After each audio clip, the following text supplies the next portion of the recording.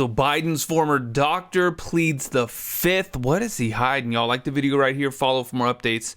Check this one out. Mike, I want to switch topics for a moment because Biden's former doctor, Kevin O'Connor, decided to plead the fifth rather than answer questions about the president, the former president's mental fitness at the time that he was in the White House. A lot of people have questions about who was running this country. To me, I would say if he was completely fit, then you could just sit there and say that. If you're pleading the fifth, you have something to hide. Right? Yeah, he definitely has something to hide because even as a doctor with a doctor-patient relationship where you can have confidential communications, even with a doctor, with a patient, you're not violating HIPAA by answering some of these questions. This guy basically gave his name and would not answer essentially any other question pleading the Fifth Amendment. Hell. If you've done nothing wrong, if you haven't committed a crime, why are you pleading the Fifth Amendment? Well, and to that point, some of the questions that he wouldn't answer, were you ever told to lie about the president's health?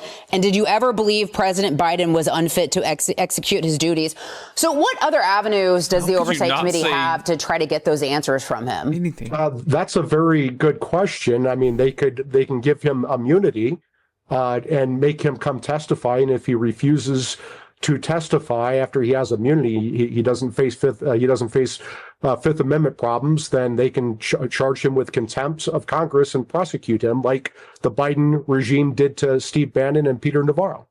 He's one example. There were many other parties involved here. If you believe that there was indeed a cover-up, and you know, the question is, how do we get to the bottom of what really happened? It does matter. It matters historically. Right. It matters to people who voted for him. It matters to people that they were trying to get to vote for Kamala Harris as well.